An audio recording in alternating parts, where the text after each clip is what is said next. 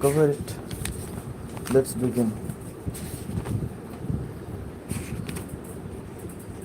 So the beginning is state the essential feature of the rule of the Resjudicata. The following conditions are necessary for the operation of the rule of Resjudicata. Number one, directly and substantially in issue. Directly and substantially in issue. The first condition is directly and substantially in issue between the same parties.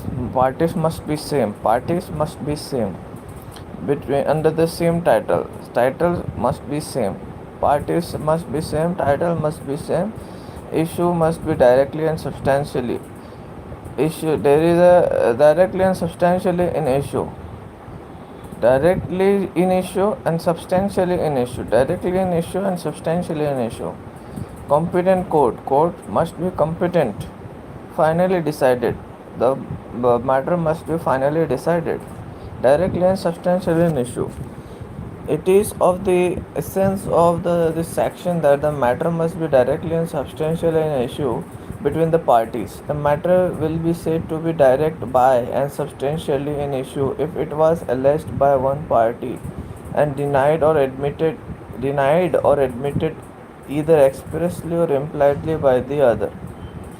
That means a party either accepted one party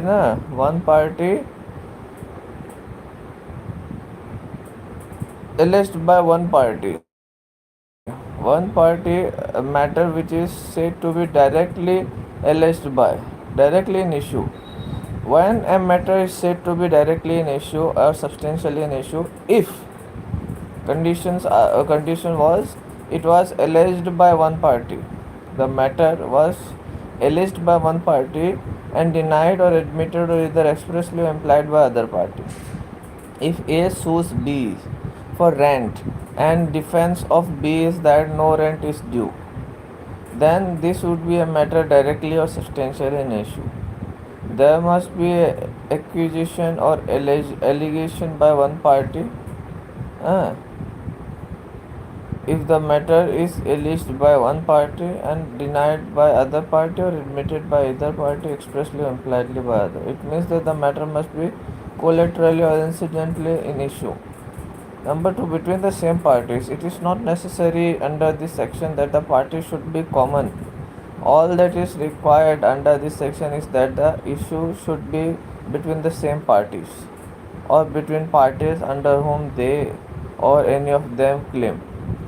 A sues B for rent.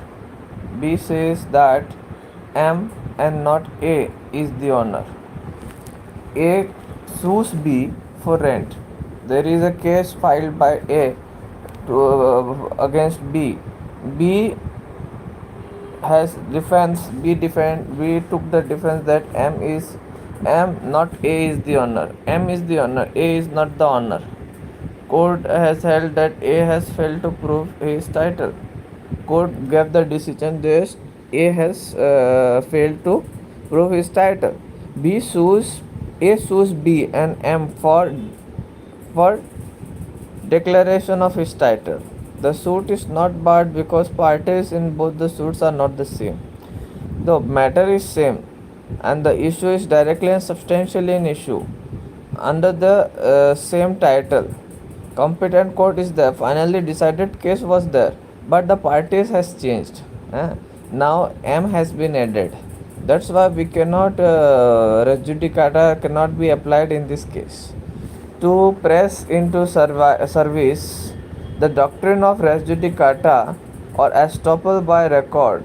To press into service the doctrine of res judicata or estoppel by record, it is enough if the party concerned shows that the parties to both the suits were the same. It was held in Kadupurat Ulam Khalid versus Bhimapura Palam Kakada Sulekha AIR 1986 KER 251. The case of Wali Muhammad versus Rahmat B AIR 1994 Supreme Court 1136 illustrates the situation where parties and property in question is the same in the earlier and subsequent suit. Here B in earlier suit filed against A sought declaration of his right to manage and possess a graveyard and dargah. The trial court gave the finding that the property in question was waqf property and graveyard, dargah and the house were under the management of A. The court gave a further finding that the house in question was used as Musafir Khana. It was held that both the above findings operate as res judicata in subsequent suit by A as Mutawalli against B for possession. So number 3 condition is under the same title. Parties in the subsequent must have been litigating under the same title. That means parties after if they want to file the subsequent suit, they must have the same title. This will cover a case where a later litigant occupies by succession the same portion as the former litigant. The actual test for this doctrine is the identity of the title in the two litigation and not the identity of actual property involved in the two suits.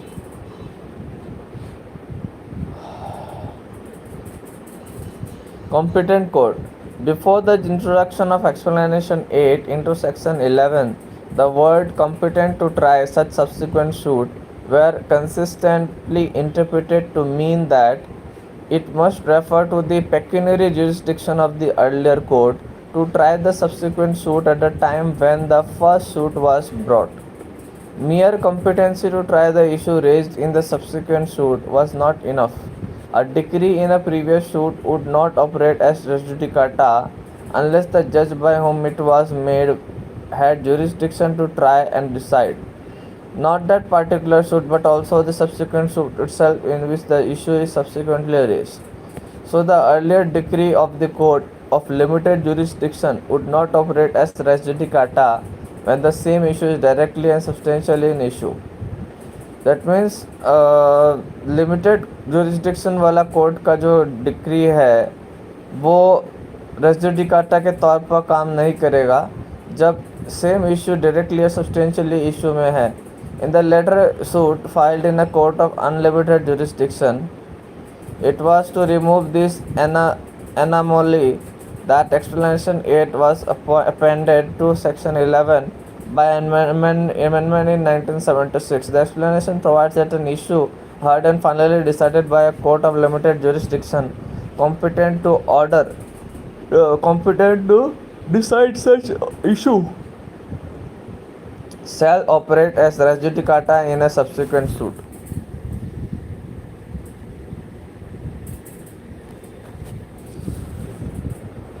An issue heard and finally decided by court of limited jurisdiction competent to decide such issue shall operate as res judicata in a subsequent suit. Notwithstanding that such court of limited jurisdiction was not competent to try such subsequent suit or the suit in which the such issue has been subsequently raised, interpretation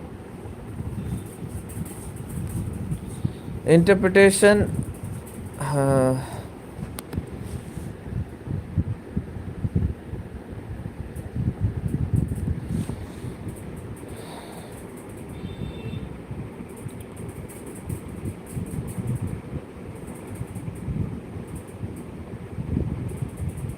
interpretation given to this new explanation by High Court raised an inconsistency in their judgments. Now this controversy has been resolved by Supreme Court in its recent pronouncement in Sulochana Amma versus N. Nair AIR 1994, Supreme Court 152.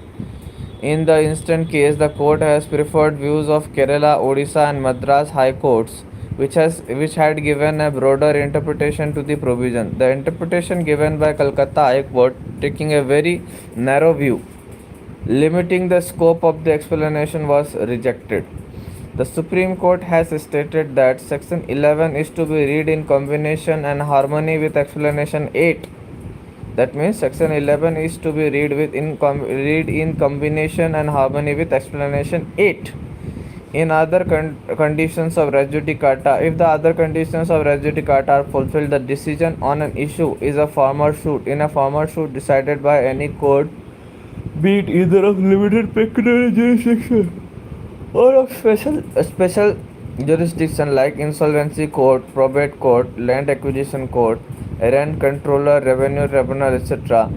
In the words of Supreme Court, the result that would flow is that an order or an issue which had arisen directly or substantially between the parties or their previes and decided finally is a competent by a competent court or tribunal, though of limited jurisdiction, which includes pecuniary jurisdiction, will operate as res judicata. The other words Supreme Court, in the other words of the Supreme Court, the result that would flow is that an order or an issue which had arisen directly or substantially between the parties, directly or substantially between the parties or their previes, and decided finally by a competent court or tribunal, though of limited jurisdiction, which includes pecuniary jurisdiction, which operate as res judicata, will operate as res judicata in a subsequent suit or proceeding, notwithstanding the fact that such court of limited or special jurisdiction was not a competent court to try the subsequent suit.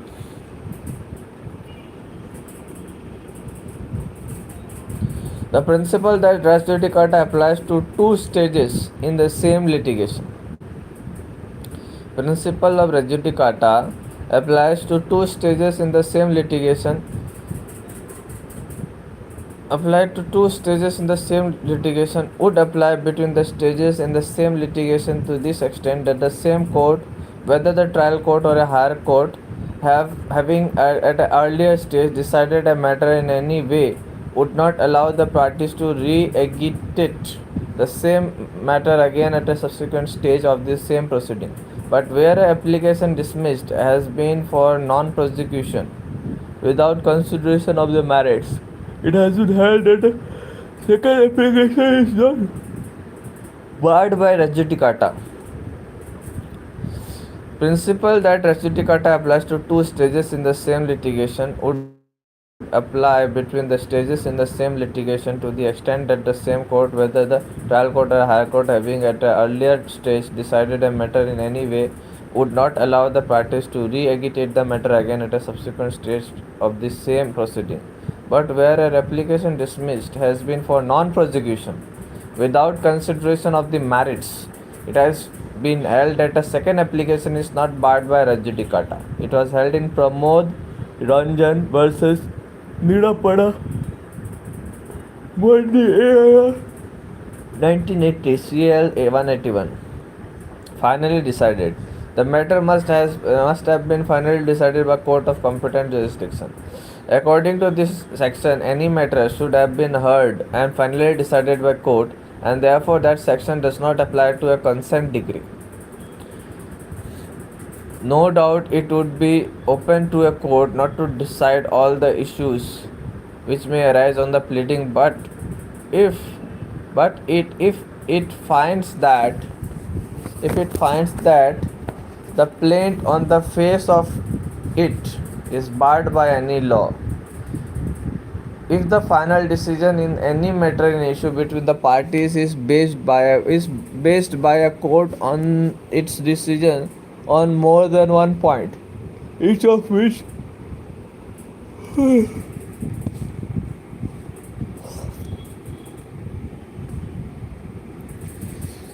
each of which by itself would be sufficient for the ultimate decision. The decision on each of these points operate as res judicata between the parties. The decision on an abstract question of law. Decision on abstract question of law unrelated to facts which give rise to right cannot operate as res judicata. Same is true of a mixed question of law and fact. Nor also can a decision on the question of jurisdiction be res judicata in a subsequent suit of proceeding, but if the question of law is related to the fact in issue. An erroneous decision on such a question of law may operate as adjudicata between the same party in a subsequent suit or proceeding.